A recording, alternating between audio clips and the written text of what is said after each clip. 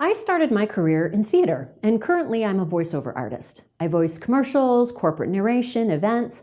A major part of the theatrical process is to prepare. I had to read a book in college called An Actor Prepares by Konstantin Stanislavski. Being on stage, being in the studio, is the icing on the cake, and the cherry, of course, is the audience's applause and acceptance. The cake itself takes a great deal of work to make.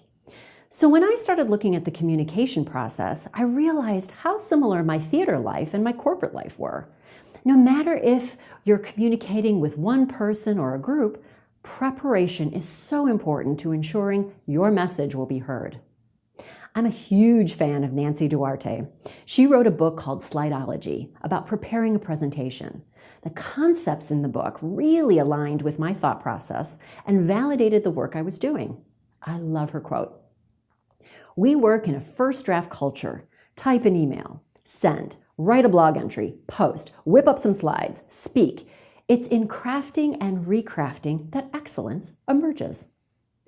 Let's take a minute. You know what to do. Put me on pause, take out your notebook. Now, jot down what you do to prepare before you communicate with a client or a team, a colleague, boss, friend. How much time do you actually spend in preparation? If you don't prepare, what could you do? Welcome back. What does your list look like? Are there any similarities to the list on the screen?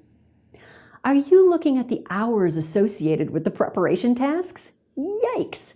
This list is from the Nancy Duarte book, Slideology. It can be used as a guide. So look, 6 to 20 hours are spent on research, collecting input from the web, colleagues, industry. 1 hour is building the audience needs map using the questions we discussed in the people module. Now, 2 hours, you generate your ideas using the brainstorming techniques that make sense to you. I love colored markers and flip chart paper. What creative things can you do to generate ideas?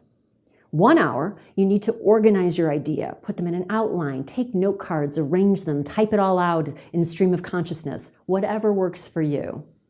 1 hour, have a colleague critique or collaborate around the impact the ideas will have on the audience. Super important. 2 hours, sketch a structure and a storyboard. 20 to 60 hours. 20 to 60 hours. Build the slides in a presentation application. That's a lot. 3 hours. Rehearse, rehearse, rehearse. Can't say it enough. Super important and part of the next module. So 36 to 90 hours total preparation. Wow. Did you realize that? For a 1 hour presentation, it could take this long. Now, obviously, you'll adjust the time frame based on the level and type of communication. And yes, you can use this guide whether you're talking one-on-one with a colleague, team member, client, family member, or to a group of people. If you take the time to prepare, no matter if it's 1 hour or 90 hours, it will help you more effectively communicate your message. So let's recap what we've learned so far. People. Know your audience and develop and tailor that communication based on the audience needs. Preparation. Take the time to prepare the message, research the facts, brainstorm the development, structure the communication in a way the audience will remember. Some homework. I'm sure you have something you need to convey to a colleague or staff member or family member before you hit send on that email or finish dialing the phone or walking over to the desk or that person's office. Take a few moments, map out an outline of what you're going to say. Use some of the preparation techniques discussed. You won't be sorry.